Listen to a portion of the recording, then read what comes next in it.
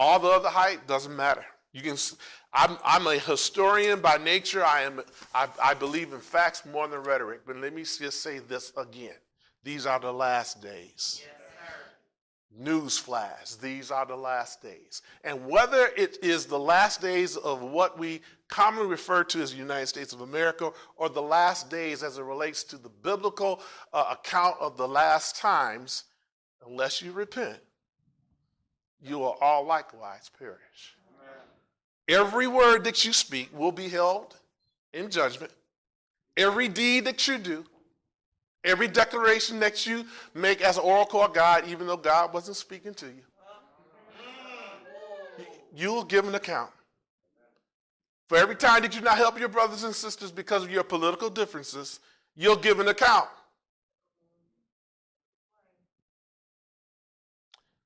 I'm Eric Martin, and I approve that message.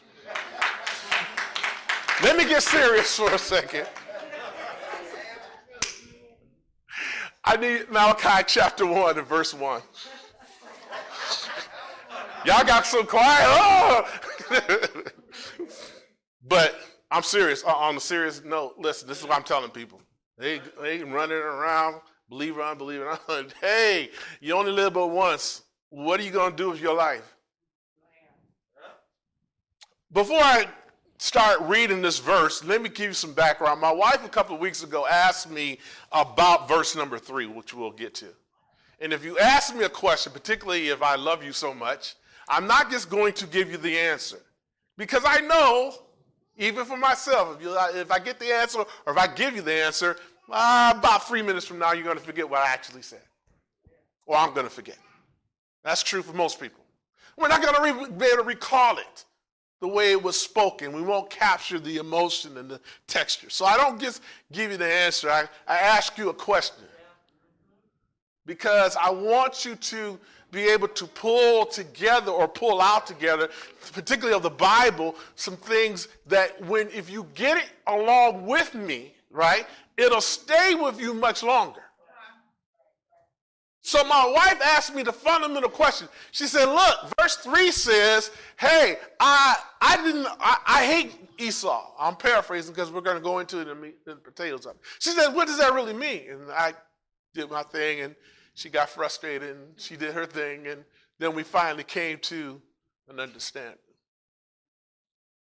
But what prompted me to regurgitate that episode was the fact there was something in there I had never seen before. I've read Malachi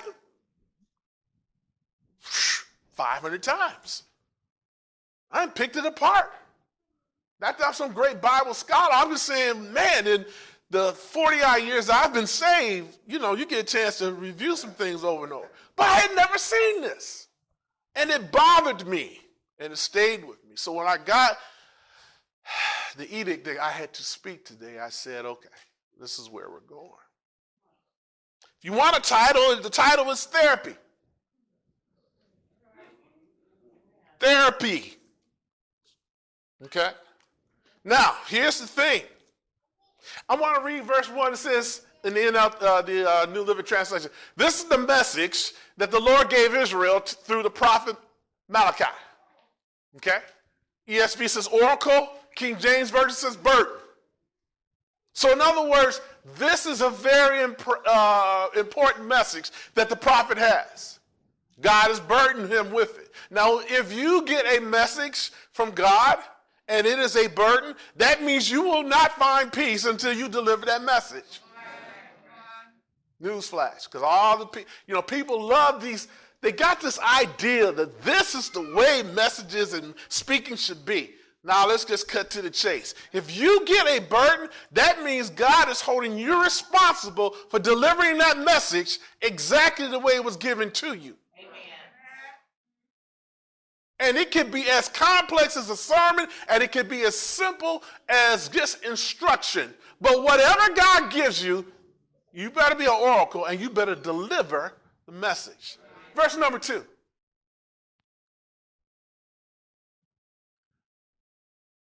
Look at this. He says, I have always loved you, says the Lord. But your response or your retort is, really? How have you loved us? And the Lord replies, this is how. I showed my love for you. I loved your ancestor, Jacob. Here's the thing I never saw before. God's saying, I have always loved you. Let me just rest there for a minute. The reason I never saw it, one of the reasons, is that my conception of the Father, my conception of God, has never been to the intimacy of those four words. God was someone to be respected. God was someone to serve. God was someone to fear. But the idea that the creator of all the universe has the position that I have always loved you. Oh, that messed me up. Maybe because it was a part of my upbringing with my own father. No trash against him, but he was just raised in a different generation. You didn't express these things so easily. It had to take a great moment, whether of great triumph or great defeat, great tragedy. Those were the moments that you were allowed as a man to express yourself. Okay. So I looked at this and I said, wow, this is crazy. And God said, no, it's not. It's how I'm dealing with a lot of my people. Here's the thing. Therapy is the treatment of a disease or a disorder. And by some, it's remedial, it's sometimes rehabilitative, or it's a curative process. In other words, therapy addresses the trauma of something that's either been damaged, something that's missing, or something that is diseased and has to be cured. I'll stay here, I'm sorry. That's the process of it. It's repetitive. When I got my knee surgery, I had to go into rehab. Guess what we did? I didn't even have to think about it after the first week. I knew that I had to ride the bike for 15 minutes. I knew I had to walk up these crazy little stairs about this big. I knew I had to come back down on the other side. I knew I had to do a step here and a step there. I knew I had to do side steps and all these kind of things. And I knew for at least 3 days a week, I had to do that therapy every day. When people go to therapy, when they get emotional therapy or issues that are of a mental or a psychological therapy, the whole process is not for the therapist to tell the person what their problem is. It's getting the person to understand what their problem is and together working for a cure. That's what therapy is all about. Guess what? I do see a therapist. Because I don't want to go crazy. I can tell my wife some things, but there's some things I'm not even aware of that a therapist, if they are intuitive, hopefully spirit-filled, and God-driven, will be able to help you fix the problem. So here we are. The God of the universe is telling Jacob, I love you. I've always loved you. And the response, I'm pretty sure for those who have been in relationships, is interesting. The retort is, how have you loved us? The disrespect in that statement is amazing. I need proof. Well, what? Yeah, I need proof. Because here's the background information. At the time Malachi is writing and presenting this burden, it's been 80 years since they returned back from Babylon. The land that they formerly enjoyed was over 2,000 square miles. Now their whole area is only 600 square miles. It's so bad that they aren't even called Israelites anymore. It's no longer a nation. It's just a piece of ground that they habitate. Now you put that in contrast to when Haggai and Zechariah came back, and when they dedicated the wall and they built the wall and began to build the structure, and how the older people who still remembered said and started weeping because they said, hey, this ain't it. We glad we got it, but the former days were much better. So 80 years after that, Malachi is coming to a people who don't believe God loves them anymore because the circumstances and their situation is not what they think it should be. So God is saying, I got to take you into therapy. I've always loved you. How you love us? Well, first of all, look what I did with your ancestor Jacob. Go on to verse 3, please. He says, but I rejected his brother, Esau, and was devastated and devastated him in this country. I turned Esau's inheritance into a desert for jackals. Here's the thing. This is in the King James Version and a lot of other versions. It says, and Esau I hated. Paul refers back to it in Romans chapter 9 and beginning at verse 13. He quotes that. Here's the problem. It's not hate in the way that we think. It's hate in the way I've rejected him. I have despised him. To despise someone, you had to see them decline. I had them here, and they're here, and I despise what they've become. What are we talking about? He's saying, listen, I loved you, Jacob, not even Israel. God doesn't even call Israel at this point. He says Jacob. So you go back now. You're no longer a man with authority. First of all, you ain't got your own country, so I can't call you Israel anymore. Amen. I can only call you what you were, Jacob. Wow. See, the problem with nostalgia, and here's the real issue that contemplated the people at that time. They had an issue with nostalgia, the good old days. See, there's a problem with nostalgia. It's like a mirror that when you look into it, it clears up all your faults. Take away all the wrinkles and the acne and the pop marks and the discolorization. That's what nostalgia does. And you look into that mirror and you say, man, I'm it. And you turn away, and then life begins to show you just how much you are not it. And that's why people begin to doubt the love that they have for one another. I've told you before, the worst thing that you can do in any relationship is to have expectations and to build that relationship on expectations. Because expectations are designed to fail. They are a mark that you try to achieve, but you will not achieve it, but it's still a goal. It's a lofty goal to try to ascertain. In relationships, you got to have hope. Because see, hope makes it account for when your face is not pristine. Here's what God is saying to Israel, and much more we'll get to us in a second. He's saying, listen, if you just look at our relationship, I loved you even before you even got here. What are you talking about? Well, let's just examine, shall we will. Jacob was a con artist, and I loved him. Esau despised his birthright, but I loved him. If we're going to be real about it, the whole family was messed up.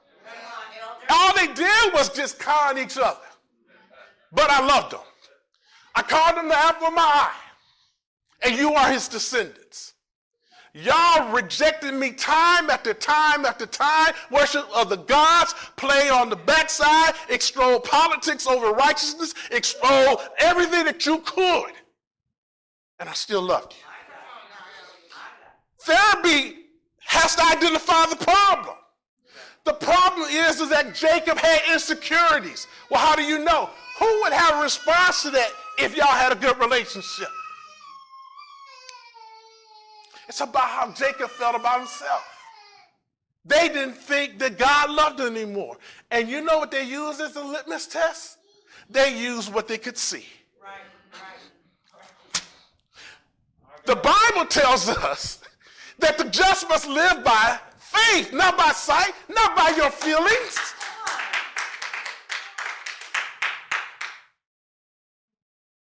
Because when you do that, now your affections are carnal, and you and God can't talk on the same level anymore. I love you, he says. You don't love us. Oh, yeah, I do. I did it because even though the descendants of Esau, here's the thing, Esau was being prospered.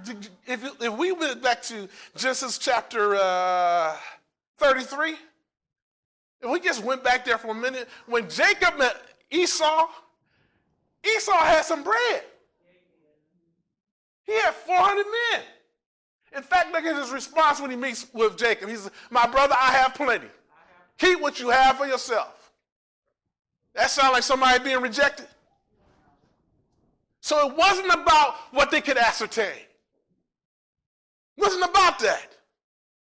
It was about holding on precious to what God has given you despite or in spite of who you are.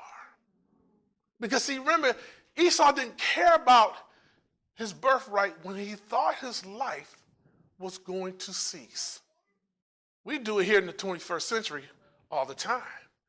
We don't hold precious what God has said over our lives because we look at our current circumstances and we say our current circumstances is what we're supposed to be all about. That's what we got to fix. We got to fix this right now. So you don't value what God has put in your life. God says, I made you fearfully and wonderfully made, and you turn around and just go for the cheap decision-making and the easy decisions in your life. You don't want to do the hard work. You don't want to sit in the middle of it and fight through it. You don't really respect what God has put in you. And the reason is because you don't value the things of God anymore.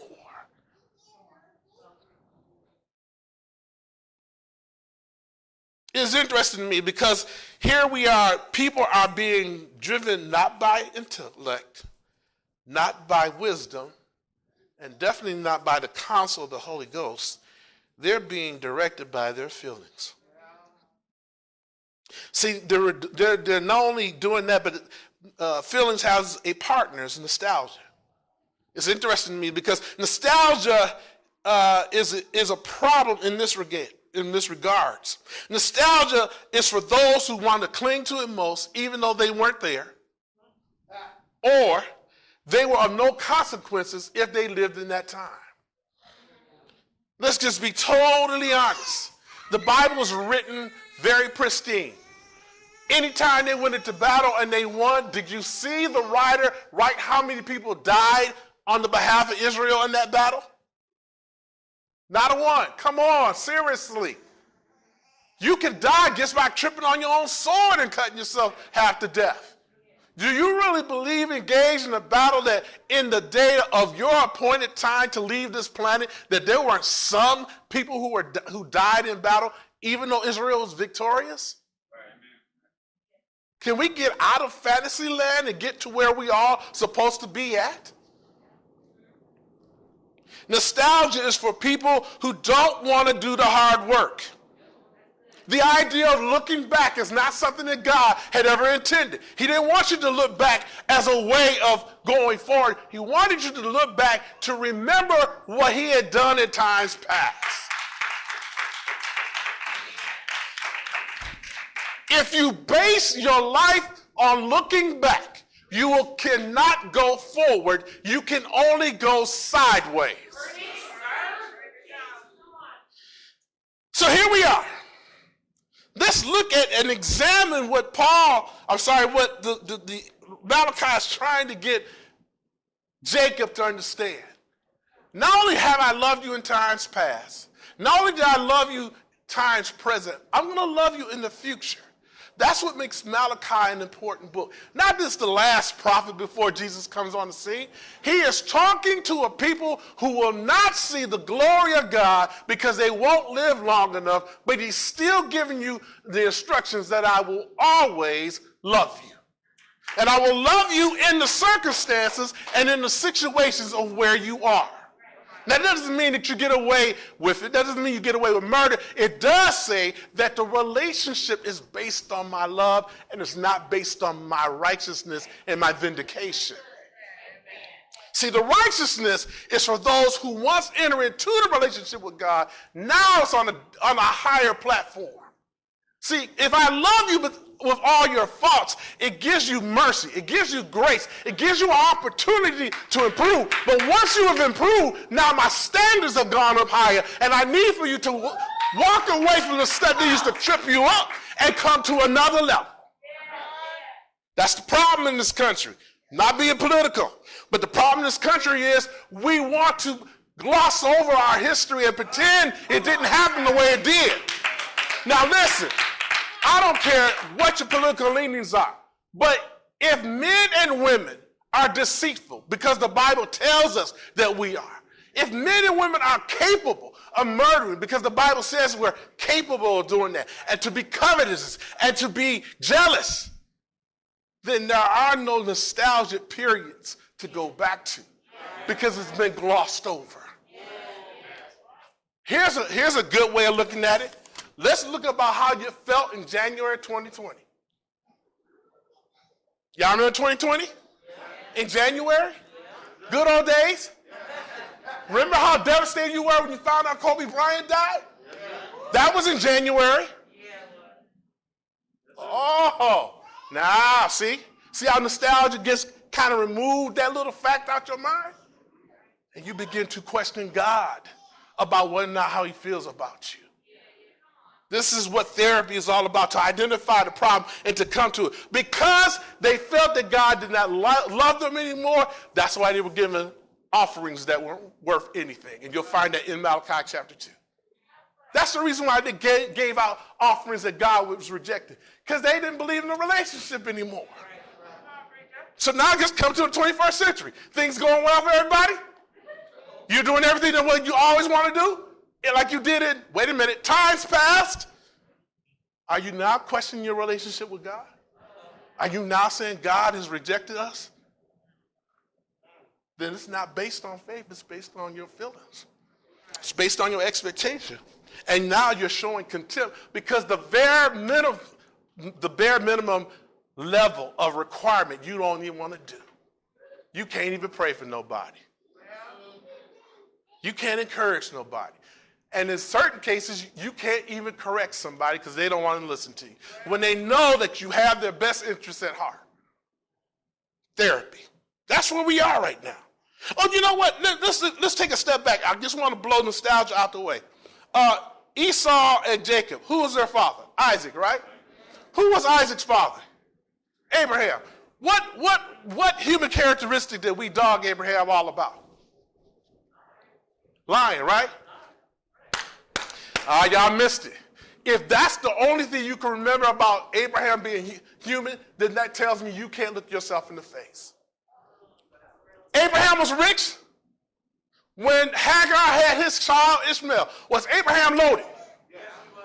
He had land, he had cattle, he had camels, he had sheep, he had servants, he had slaves, he had partners, he could talk to kings, right? Okay. Ishmael turns 13. Sarah says to Abraham, he got to get out the house. He got to go. He can't stay here. They bring up to Genesis 21 and 9. So God is troubled by this, right? No, Abraham is troubled by this. Now, he don't tell his wife, hey, shut up, know your role, right? He's troubled. So he goes to sleep that night, and God says to him, hey, it's time to let him go. Right? That's what happens, right? Genesis 21 and 9. Says, Sarah saw Ishmael, the son of Abraham, and her Egyptian servant Hagar making fun of her son Isaac. Next verse. So they turned to Abraham and demanded, get rid of the slave woman and her son. First of all, therapy means you got to identify the problem. She just went from slave woman and her son. I'm sorry, did Hagar get this kid by herself, or did I miss something? I know my biology. I'm not a doctor. I don't even play one on TV, but it takes two people to make a child, right? Keep going. He is not going to snare the inheritance with my son, Isaac. I won't have it. So that's ego, right? Verse 11. Even though She had nothing to do with it, right? This I said Abraham very much because Ishmael was his son. Verse 12. But God told Abraham, don't be upset over the boy. In other words, don't stress out, right? Your servant and your servant. Do whatever Sarah tells you. For Isaac is that print is bad. Son, when your descendants will be counted. Here's the question, right? God just repeated what Sarah said, right? Right? He says, the boy. He doesn't call him his son, he says, the boy. So now identity crisis is going on. Next verse. And here's the one. No, keep going further. I will make a nation. I'm sorry, go back one. I'm sorry, apologies. I will make a nation of the descendants of Hagar's son because he is your son too. Yeah. So that's God rebuking Sarah, right? It ain't my son, it ain't your son. Shut up, I'm God. Move verse. And that's a story for modern times, but I'm not going to go there. Right? So Abraham got early up the next morning. Who got up early the next morning? He says, prepared food of what?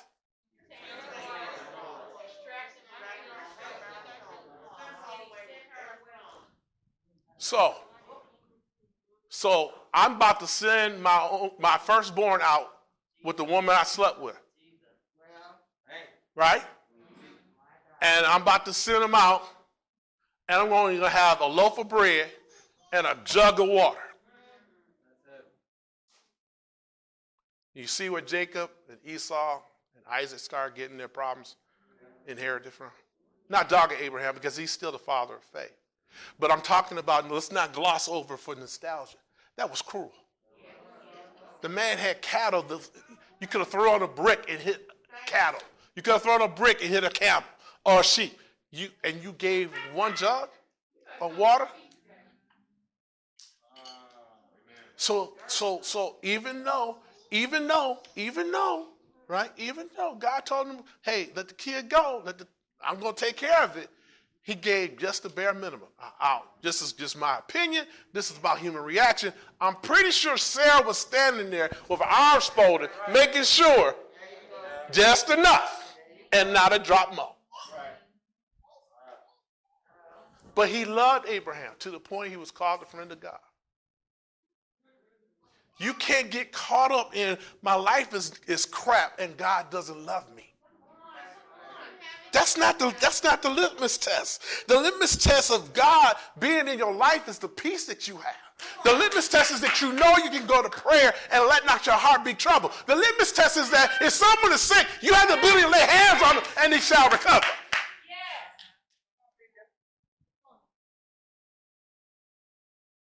It's a challenge. The challenge of life is to see God in all of your circumstances when it's not going well. Anybody love God when it's going good? Give me a Maserati, oh, I love God. Give me $1 million, I love God immensely. Give me a friendship with Jeff Bezos who will loan me $1 billion, I am ecstatic about God. But all those things will pass away. Can we just be totally real about obtaining money? Obtain money to do other things. Don't obtain money to become the king of paper.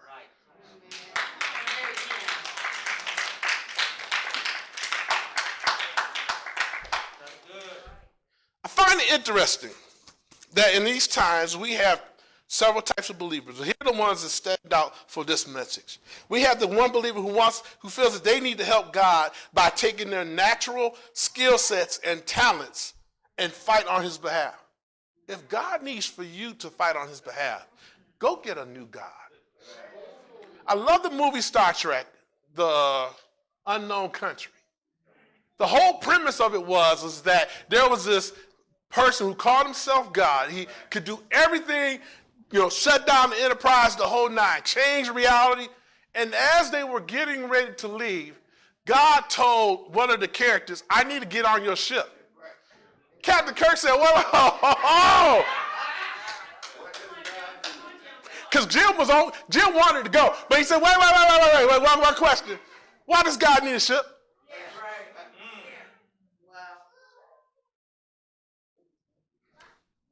You want to help God. Hey, listen, and here's the thing. It's not limited to believers. It's for every major religion. If you feel that you are the only thing that God can use to help do whatever you think grandiose plans that you have, it's time for you to get another God or to have no God at all. Because a God who only relies on your strength after he created you is not a God that is almighty. That's the first believer. The second believer is the one who says my participation is not needed because nothing will change. It's the equivalent of saying, am I my brother's keeper? The answer is yes.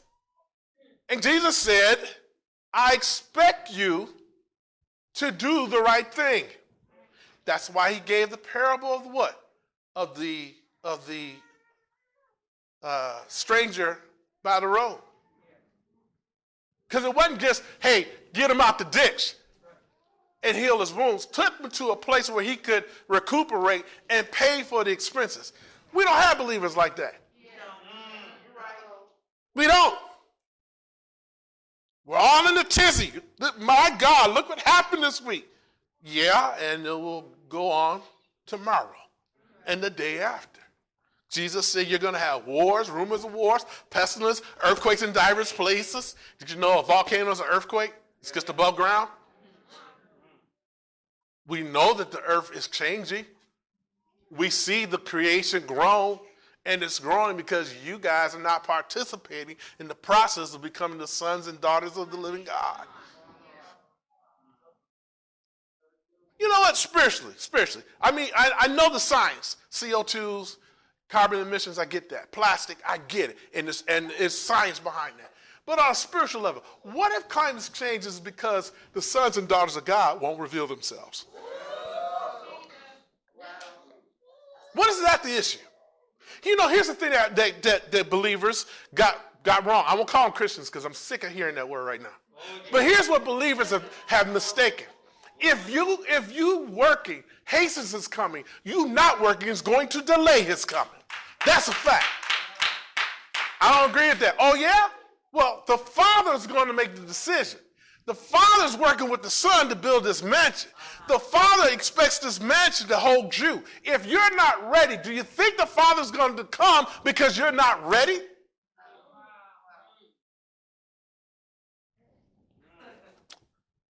Oh, Brother Martin. See, I wish I could start you off in 2021 with some hype, but I can't. Because what if 2021 is a sequel? I posted that. You should have seen the reactions of God. It's going to be a good sequel. Okay, I didn't say anything about good, bad, or indifferent. I said, but what if it's a sequel? In other words, what if it doesn't meet your expectations? Right. So I'm a movie fan. One thing about sequels, very rarely is it better than the first one. But number two is the script has to be more convoluted and more complex in order to get to the other side of the arc of the storyline. In other words, if you thought 2020 was complex, 2021 has got to be complex. Got to be. And will you be able to stand there and say, God loves me and has always loved me? See, there's a reason that the last prophet of the Old Testament couldn't call them Israel, because they had no authority. Have you ever noticed that? Forget about tithe, offering, divorce, though that's important. He couldn't call them Israel because they had no authority. Israel means one who has authority with God. And the reason they didn't have authority is not because they didn't have the land. It was because they didn't have the relationship. He called them Israel while they were out in Egypt. He called them Israel while they were out in the wilderness. He called them Israel when they came to Jericho. When he crossed over to Jordan. You didn't become Israel because you landed in a place that you wanted. You didn't become Israel because you were the king of all paper. You didn't become the believer, the Christian, the express image of the Father because you went to church on Sunday. You became that because you had a relationship with Jesus Christ and his Father. So what does that mean for us today? It means simply this. You better get into therapy. And the therapy for believers is not necessarily in a room with you laying on a couch and someone sitting across. The first therapy is you getting before God and saying, hey, I feel this way. Help me in my feelings. I think this is the way you think about me. Help me in the way I'm thinking. Help my heart, because I've been sitting here for the last year in my own counsel, listening to my own voice, looking at all these circumstances with the world, and I'm letting it overwhelm me, and I don't see you in the process.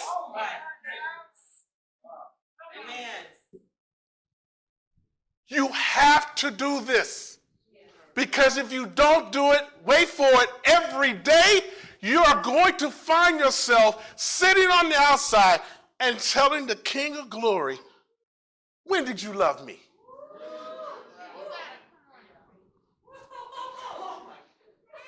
You want to know why at the end, when we all have to sit before his throne and give an account, that there's going to be some people thinking, I got it, and Jesus is going to say, I never knew you, because they don't have the relationship. Don't have it. You ain't even real with it. You ain't even real with it.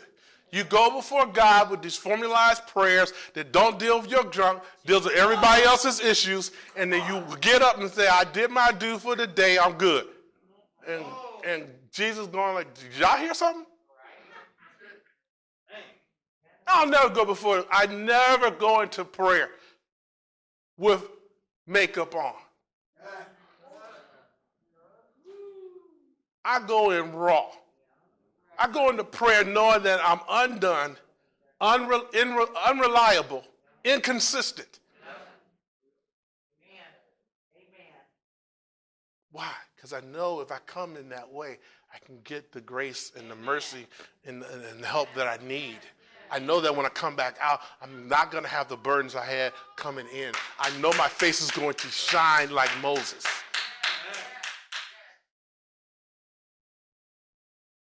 Get into your therapy, guys.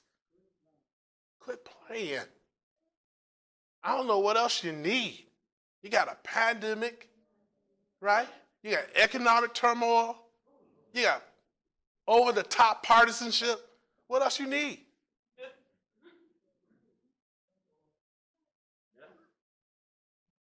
You better get into therapy. Because him saying, I've always loved you, should have not thrown you for a loop. And he does love you. He loves you enough to chastise you. Amen. Loves enough to discipline you. Yeah. But overall loves you because he shows you the mercy and the grace that will help you in your time of need.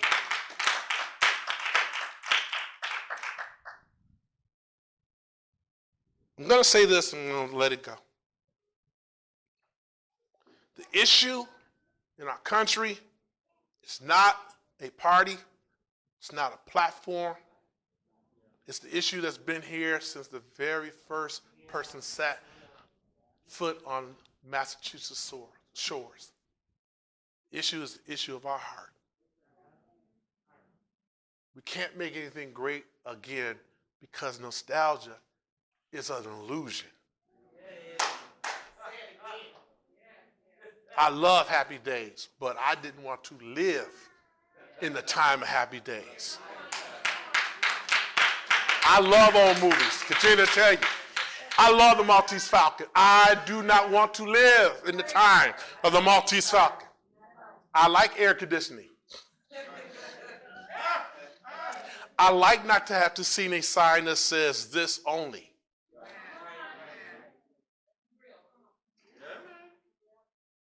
I like computers. But I don't want to live back there. And I got news for you. I don't want to live here. I got to just pass through this timeline. I promise, just give me 2 more minutes. See, here's the issue of the day. Here's the issue of the day. I don't care about the things the world cares about.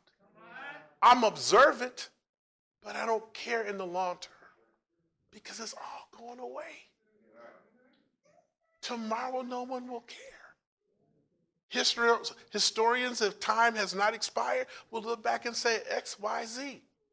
And you'll still have to move on. This ain't even your land. If you're a believer.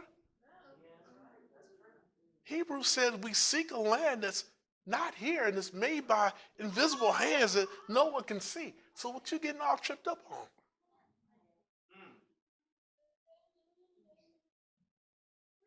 You're the king and the high priest of the Most High God. Get into therapy, man, so y'all can be lovers again.